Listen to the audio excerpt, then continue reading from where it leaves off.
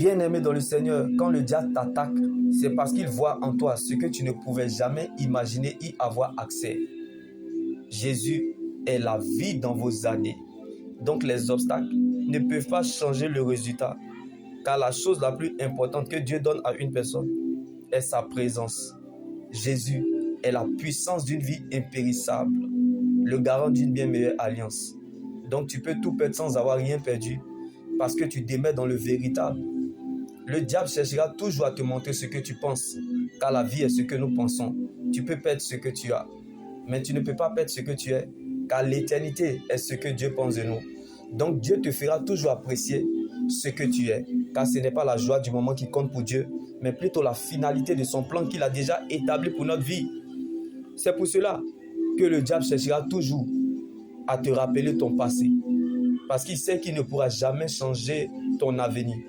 Donc cette situation, elle est dans ta vie, selon Dieu, elle ne sait même pas que c'est pour assurer ton avenir.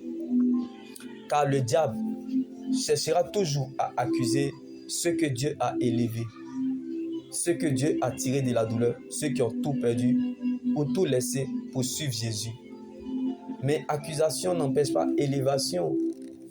Donc bien-aimé dans le Seigneur, que les gens veuillent ou pas, la bénédiction repose sur vous. Les jours d'élévation reviennent. Tu revivras tes meilleurs jours. Donc si vous avez l'impression d'être dans les ténèbres, c'est que vous êtes dans un puissant moment de transformation. Alors n'abandonne pas. Oui, il ne faut pas abandonner la promesse, mais il faut accepter le processus en te laissant conduire par celui qui a décidé de diriger ton existence. Est sur le point de te faire traverser sur un chemin d'où tu ne verras pas seulement le bout du tunnel, mais tu sortiras vainqueur du tunnel de la transformation pour que le monde te déguste sans modération. Alors accepte le brisement et laisse Dieu accomplir son œuvre dans ta vie, car ta vie détermine quelque chose. Tout ce que Dieu veut que tu quittes la dimension d'où les gens te portent, de prédicateur, le niveau où ton cœur dépend des gens de témoins, la dimension où les gens décident sur toi d'envoyer, que tu arrêtes d'être celui qu'on porte de messager pour devenir celui qui porte le message. Tu es la réponse de Dieu à toute une vie, bien-aimé, car ta vie est liée à plusieurs destinées. Donc rien ne commencera et suffira sans toi parce que tu es le porteur ou la porteuse de la promesse.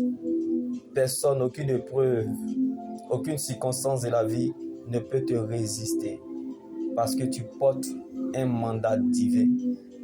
Donc tant que tu n'as pas encore réalisé le plan de Dieu, tant que tu n'es pas encore arrivé à l'accomplissement de ce que Dieu a dit, on peut te ralentir et t'affaiblir. Mais la promesse de Dieu qui est en toi se chargera de te réveiller. Championne, champion.